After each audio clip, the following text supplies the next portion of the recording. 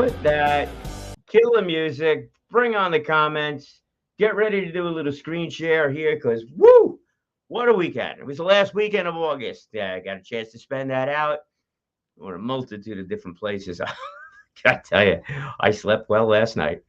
I actually passed out last night. It wasn't even mad sleeping well. I was just like, oh, so tired, so tired. And also, I was asked, hey, you sound like an announcer. How do you get that announcer voice? Well, you speak for 10 hours. Did 5 hours Saturday, Sunday, man. It was like a 5 hour clip, the whole way through. Just had a ball doing it. Announced the cars, the drivers, most of, had a chance to tell some stories. So good, so good. So many people to thank along the way, for that one. Every one of those staff members out there and that were, listening in on the whole thing. A few of the folks over at Steve Shack up in the tower getting the corrected on some of the terminology. We want to make sure we got that going on. Pete, Marie, happy birthday to Marie on that one. And fun stuff, absolutely fun stuff. And the drivers, the stories to tell on that one too. So if you can, I don't want to make this a commercial for going out to the track over there, but it's a powerful audience. You've heard me talk a lot about that. And we'll tie the business aspect of this whole thing, in right here. Errol, good afternoon to you. And one of our staff members helping out, making sure everything ran safe and proper, pull the cars forward. This way they would get a chance to do their burnouts and then move up to the tree as they come up to the tree and the rest of that stuff. Absolutely phenomenal. So Errol, thank you so much, man. I just absolutely had a phenomenal weekend. It was really good. Look forward to next weekend too. Next weekend's a whole nother story. All right, let's tie the business side of this thing in. All right, why? What is it about that track, the idea of drag racing, the idea of those people that are out there? One of the things that was absolutely striking about the whole thing, got not a darn thing in the world to do with racing. Sorry about that, Earl. And everybody else that's from the racing community on that one. Forget about that. Forget about the power of the car. Forget about the type of car that was going down there. Forget about, I don't know, this was a hard one to say. Forget about the age of the driver, as young as 7. That's next weekend's discussion. Young as 7. I don't ask how old they are. That kind of thing. Man, woman, young driver, older driver, younger car, older car, even all the rest of that stuff. The age group, the age difference between some of these cars was just amazing.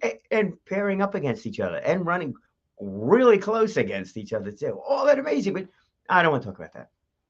No, I don't. I don't. Yeah. Yeah, I got you there, Earl. I don't want to talk about that because you know what? That's a part of it. But that's not it. Let's go to the business aspect of this thing. Right? You've heard me talk about Toastmasters, right? Let's throw that in. I got the sign up there on that side. Got the sign up there for that one. Toastmasters, right? What's Toastmasters all about? It's all about becoming a stronger leader and a better communicator. Nice tagline, right? All good. That's why you go. But what do you find there? You go bring your car out to the racetrack over there. What's that all about?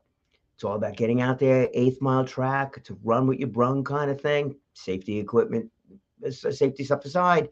It's a great learning experience as you go down there for the newer first-time drivers, first-time passengers. And there was quite a few for passengers first time, quite a few drivers first time going down there.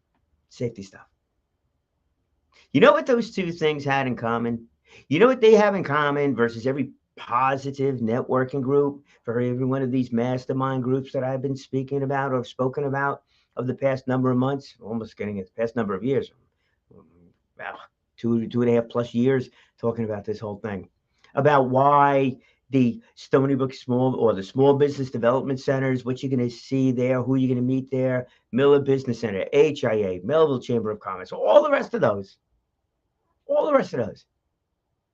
You know what they all have in common?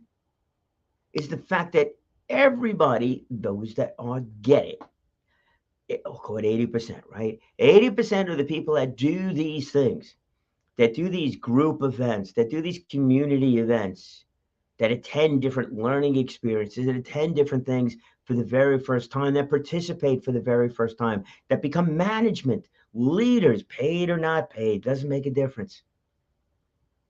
They're all doing is they're trying to support that community that they're in, that group that they're in, the organization they're in, the nonprofit, the event that they're participating in, by helping each other. And that's what it was, that helping each other side of things. Yeah, you pull up to the tree and those lights go amber, amber, green. Well, you're not looking to help the person next to you per se. But what you are looking to do, well, that's the competition side of it. But what happens when you roll back into that pit area?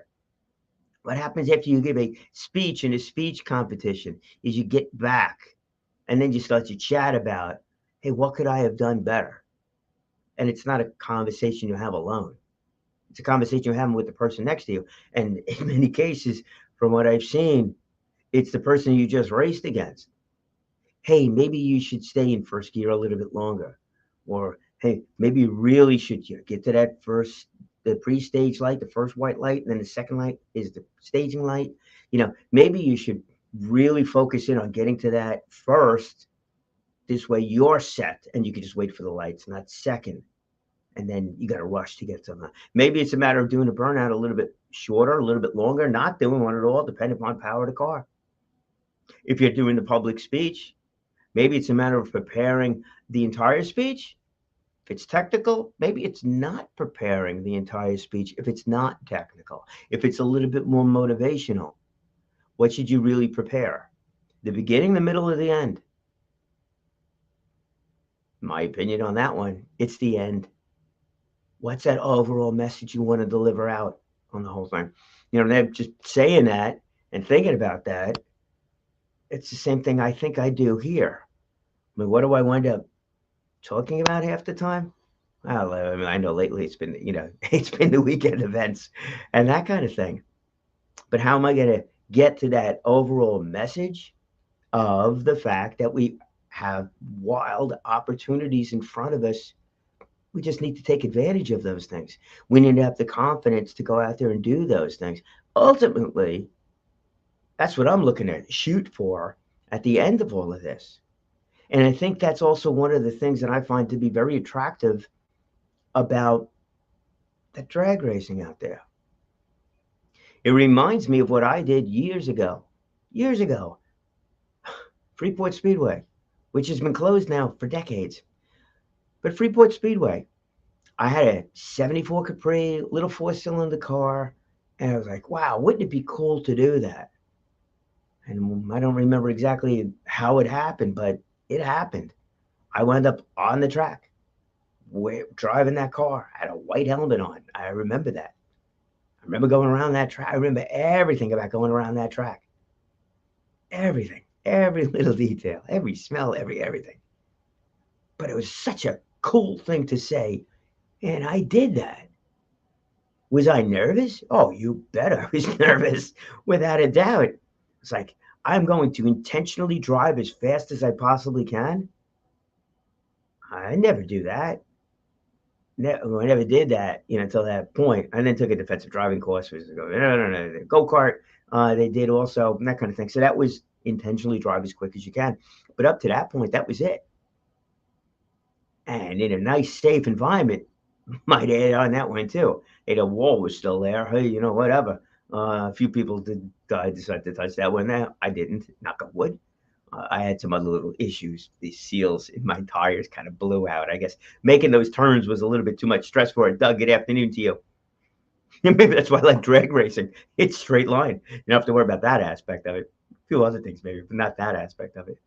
But it's like, wow, what a confidence builder. What a confidence builder that is. On the me side of things, getting on that microphone. I was on that microphone both Saturday and Sunday. Sunday, I was on for like 5 hours, 5.5 hours, something like that. I've never done that long on a microphone ever. 2 hours, 2.5 hours, done that, with the town of Brookhaven, but that was a long time. So I had a fun time doing it. Yeah, absolutely. You get an announcer voice after a while. You get a little hoarse, and then permanently hoarse. You sound like the announcer. Maybe one day I'll sound like Wolfman Jack. Probably not. But it's a confidence builder. Now, let's talk about what is going on, out there at the races. Many people were going in that car as passenger for the very first time, experiencing that thrill, that adrenaline rush of doing that, how do you think they felt afterwards? Energized? Yeah, absolutely. Looking forward to maybe something more, perhaps. Maybe it's a little bit more speed. Maybe it's moving over onto the left side of that car and actually driving that car. Saw that happen.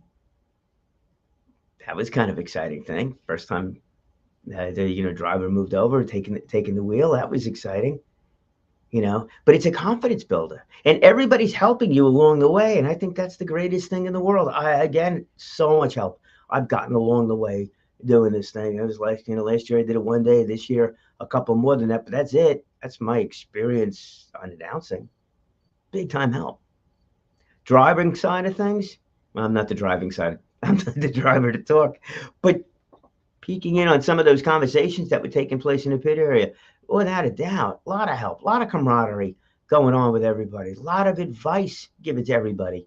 They're not out here racing against each other necessarily to say, hey, I won, got a trophy, won the big bucks and stuff like that. There was some trophies given out without a doubt. There was a few of those races, where I beat you, I win, you lose. But for the most part, and it's a way to improve. And that's what I tell you that you should do. Is my tell you what you should do things. And I tend not to tell you what you should do. But here's what you should do. You should find the group that's the most supportive of the group, not of you. You thought I was going to say you, didn't you? But if you are involved with a group that understands that the success of any one of those individuals really has to do with the success of the group, the success of the volunteers, the success of the folks that are participating, in this case, the drivers, the crew, even the crew. I'm showing the learning curve there too, right? The crew, the drivers, the volunteers, the staff, everybody. If that whole thing works together, man, it is absolutely incredible. It's incredible for the project you're working on, without a doubt. But everybody improves. Everybody improves. I was talking to my wife about this whole thing. She asked me, like, about, and it was somebody else too. He's like, about people participating. Who's there? Who's out at this thing? Is it just the folks that are turning the wrench, working on the cars? No, absolutely not. I don't think Jason Dobry's out there at 7 years old turning the wrench. He might be watching what Dad's doing. I don't think he's the one turning the wrench. Well, who knows? Maybe I'm wrong. I'll actually have to ask that question. That is somebody else that showed up with a Jaguar. My guess is probably not the one turning the wrench. Maybe he did at one point in time. Maybe that driver understands it was a guy. Maybe he understands every aspect of it, but that's not everything, that's there. He's focused a little bit more on the driver rather than turning the wrench. That car is what a car. It was a bunch of cars. It's just not touched. Out of the showroom, onto the track. And then there's a whole bunch of others that basically, I don't know, built from scratch. Might be well, no, I shouldn't say that. I shouldn't say that. There was one gentleman that came down there. Hopefully I got his photo, and I better start getting over to these photos sooner or later. But there was one gentleman, and Errol, you'll appreciate this, and everybody else from the Long Island Needs a Drag Strip, because you, my friends, you might think you're staff member. You might think that you're bringing cars up from the staging lanes. You might think that you're creating this event over there for everybody to have a good time and all the rest of that stuff. But I can tell you, you're all quite the motivators. This one gentleman got involved with Long Island Needs a Drag Strip 6 years ago. I don't know, you've been pushing a little bit more than that, but whatever. 6 years ago, I don't know what he saw, what event he attended, whatever it was. But he went out and he bought the original bumper sticker. Then he got a car and he put that bumper sticker on the car.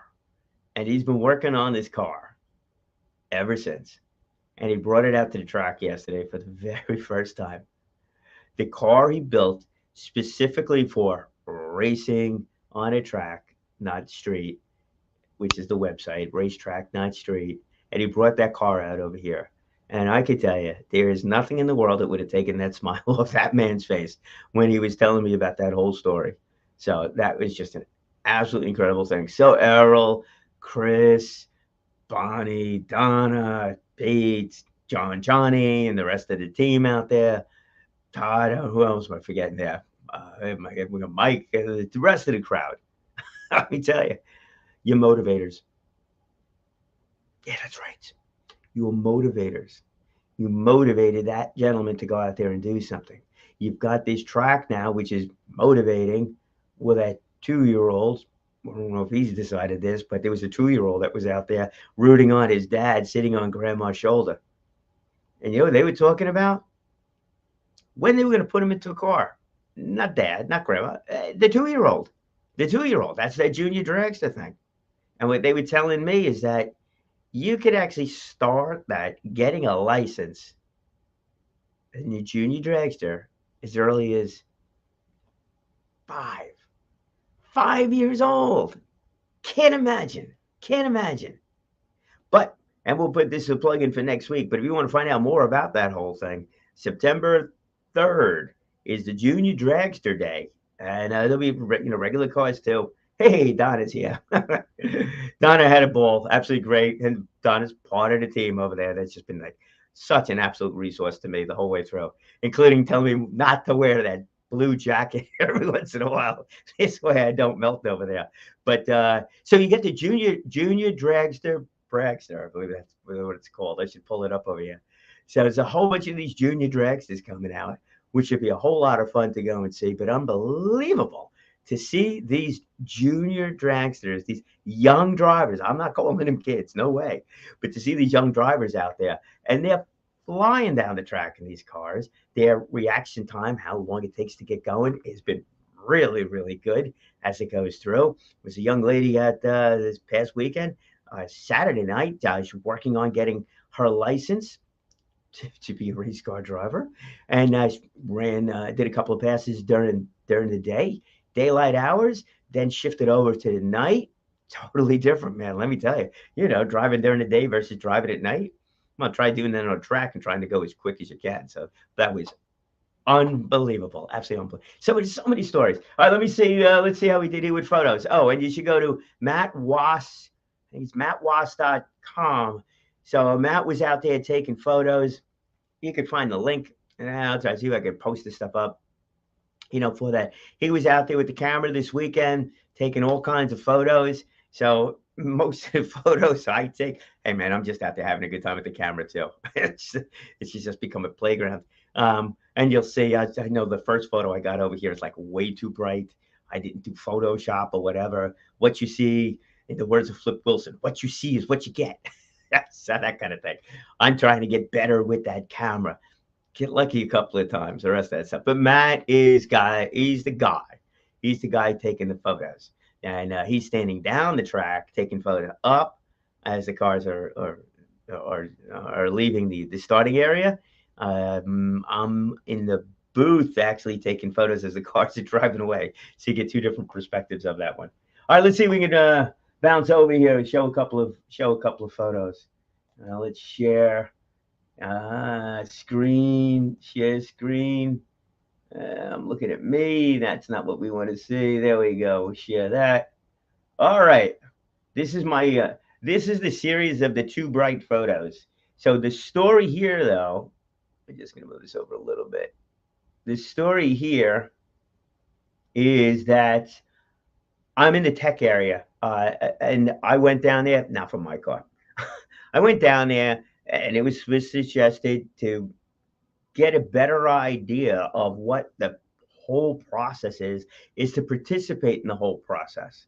So I did that passenger ride a couple in the spring season, and then I was suggested to spend more time over here in the tech area to go see what it is they're looking at. And I asked these gentlemen if I could take photos of the car, and what they're looking at. A couple of things they're looking at. So a couple of technical things they're looking at, springs or whatever, and the rest of that, make sure the battery's tied down, things like that. But one of the big things they're looking at is the cleanliness of the car. Not that there's dirt on there, although Yes, some of you could have your jokes on that one, but I think somebody won a dirty engine compartment trophy, which was a joke, and it was a family member. The rest of that stuff, but look at that; it is so clean, in there, and that's a part of it because and I learned this from boating. If you're keeping, and this even buying a house, whatever it is you're doing, right? If the crawl space in a house, if the closets in a house are painted, if the you know the if the normally unseen side of something is clean, that person took unbelievably great care of whatever that is. And that was the one thing I wanted to share with this one. It's just like really impressive as that goes. All right, let's go. We're gonna flip through a couple of these photos. Side angle, I got a little less a little less of the roadway down this, so it's a little bit darker as that goes. Didn't really adjust too much stuff. That's the other side of it. You can see, man, it's for you engine folks, man. That is a beautifully clean environment in there. Surprised got a little rust on that bracket up there, but hey, that's all right. And that is the car in and of itself. That's the way too bright photo. Um, Bright sunshine day. It was a beautiful day, and then the picked up the roadway, all bright, that kind of thing.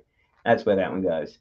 Let's go. And that would be the back of the car. So what you're looking at over here, by the way, when I mentioned about someone who built the car for the occasion, that's it. That is one of the original Long Island Needs a Drag strip sticker. Who would have thought you get so excited over a sticker? I don't know. I don't know what you're all doing to me here. But anyhow, that was it. What is this event all about? Man, it's about having a good time, showing a little patriotism overall for that one. It's an NHRA sanctioned event. Sanctions. Well, in other words, they're following all the NHRA rules as that goes along. And there's a whole big story behind that, as to why. But it also is great. Adds to all the safety features, everything else that goes along there. Credibility factor is there. It's great. This is a professionally run operation. Really important. Really important. All right, back to having a fun time taking photos. That was a nice little matchup in there, right? Black car, get the black SUV behind it and the flag. That's a good photo. I wish I didn't get the gate in there, but hey, you know what? Everything's a learning experience. This, my friends, would be Browns 12, one of the sponsors. So if you find this on the Facebook page, it's a little challenge. How many times can you find the words Browns 112 in that photo? And I'm not talking about just on the banner. It's on the banner, on the truck, on the car, and well, it's on other places too. I don't want to give that one away. And that's another thing. Eventually, what I want to do is really throw together a photo album over here of like the better photos as that goes, and see if we can get everybody included. Include all these staff members down here. Hey, great job. Stuff, and these are the cars in the staging lanes. Obviously, Browns picked a good place to set up tents. And it wound up in a whole bunch of photos. As the creative shot of the day, the wheel in motion. This was doing the burnout, that kind of thing. This actually may be my clearest picture as that goes. But this is also an unbelievable example of the wide variety of cars. You can see all the way in the top right. That's a full-blown, the top right car. Full-blown, street legal, you'll see you driving down the road car. That's the run what you brung kind of thing. You could drive you could use virtually any car down here. It's got to pass those safety requirements, out of doubt, no exceptions, across the board without, just has to. That's just a have to. The other thing that has to happen is that you have to have a valid driver's license. I know, but what about those junior drags? They have valid racing licenses. They're licensed. They can't just go and do this thing. You can't just take your kid and throw him in one of these things. They have to have a valid license. It would be a racing license or a street license to go and do these things. No learner's permits. Also, you got to have a helmet. You got to have wear long pants, wear a shirt, no tank tops, stuff like that. Closed-toed shoes, and also, regular car safety kind of things. And that's it. If you want to be a passenger, 16 and over, got to get a helmet. I think Donna, I believe you could borrow or rent the helmet. I'm not a whole sure about that one, about how to access a helmet if you don't have one. maybe Donnie, you could throw a post-it on that one, or we'll get it to you. Or if you have a question, just let me know. We'll get you answers on everything. And also, for the record, go to Racetrack Not Street to get the most current information, to get the exact details of whatever it is, days of racing, times of racing, what you need to do to go through tech. I'm just talking about it from an outward standpoint. But if you need to know the exact, you got to go there to get the information. All right, anyhow, so you got the junior dragsters, we got the 7-year-olds, we've got the street cars on the right-hand side over there, and then we got this Super Pro car showing up. You're not going to see that one riding down the street. Well, maybe if you see it on a trailer. So it's really, I think, incredible, that these drivers are bringing these cars down there also. There's a couple of different reasons, but boy, they also seem to be having a good time doing this thing. Love the fact, if there was one overriding comment, they just love the fact that they can take the car, bring it on a trailer, bring it out here, and be out to the track in virtually no time. I don't know, depending where they live. Many folks seem to live, half hour or less away from the track. Others traveling a little bit further, but you know what? They're here. Gas expense, nothing. Jokes aside, gas expense, nothing compared to what they would spend going out to, like middle of New Jersey, upstate New York, Connecticut, and those kind of things. No tolls, nothing like that. Also, is a lot less time to get here than it is to get to some of those other facilities, which means you can actually have breakfast at home and then show up. Saw a lot of that going on. They're not showing there up in the morning exactly when tech opens. They're showing up a little bit later. Oh, it's good. They come and they go. You don't even have to stay the whole day. There's a couple of races where you are really, truly racing against other people and competing on that, head-to-head kind of stuff. But for the most part, you're out there, doing it. So stay for as long as you like, make as many passes as you like, as time allows, the rest of that stuff, and have all of those conversations. So, Doug, no, they begin the process. Charlie, I got you. I'll send that over to you. They begin the process of getting a racing license at the age of 5. I don't have the absolute specifics on that one, but that's when I was told, like I think grandma with the kid on the shoulder, they begin the process at the age of 5. So that child was 2. It's got a couple more years of, I don't know, learning the pit area stuff. Who knows? Watching the Christmas tree, watching that tree go through amber, and green. Maybe that kid's timing is going to be unbelievable, like the other junior dragsters by the time they get there. But I really understand it. Anyhow, so this was it. It was beautiful, really, really wonderful watching these cars as much as the other cars, go down the track. Let's see what else we got. I'm going to zip this along a little bit more. So, that's it. That is my perspective, by the way. Maddie is in this photo. That's the guy in the yellow shirt, a little bit to the left of the tree. Let's call it 2 inches to the left of the tree, up above the left fender of the car. So I'm taking a photo. He's got the green light. So I took the photo when the car got started. I don't know when he pressed the shutter button, but that's what I was waiting for. Trying to get the car in motion, but the car clear and get the tire spin if there's any kind of, tire spinning and smoke that's coming out the back of it. Looking for that action shot. Still photo action shot. All right, here we go. Back to a little bit of a lighting issue over here. That's little man in the near lane. In the far lane, I think that was the girl that was actually working toward getting her license. Photo's a little bright. That's an orange car, not that whatever color you got over there. Crew chief, Dad, out there helping out. And, of course, a bunch of our staff members. And there it is. There's the 3 folks up at the starting area. They are an unbelievable resource to make this thing work. Great folks, just absolutely great. Unbelievable level of experience you're looking at right there. They all have unbelievable stories that they could tell. Here it is. I got the green light, and like I said, she is going for her license at this point in time, which means that it has to be on a track like this, NHRA sanctioned track. The other side of it too is that there are people there that can see what it is that she's doing, give her feedback as to what it is that she is doing. And you'll also notice too, she's got the green, the left lane has got the red. There's nobody going against her. She's learning. She's learning. And that's where she's going to be going alone. She's not racing. So, Doug, just to be really clear over here, she's not racing. She's practicing. She's learning, that kind of thing. All right. And Turning Wheels tow truck was there. Got to have the tow truck. Fire department was there also, along with an ambulance. All that safety factors was there. That's JTM you're looking at on that one. We go. Obviously, I was fascinated by this car. That was pretty good lighting on that one, right? And of course, Maddie up on the right side over there. You got the green light for both cars. Only took the one on that one. Here we go, 1937. Gosh, this car is immaculate. Immaculate. The engine compartment, I don't know if you call it an engine compartment, if the engine totally exposed, whatever was there. Interior of the car, immaculate. Everything. Obviously, the rims, immaculate. The whole thing. That is just, it's like a show car. So impressive to bring the car there. And he ran that car. All right, here's my attempt to get a car in motion. The car is absolutely in motion, blurry.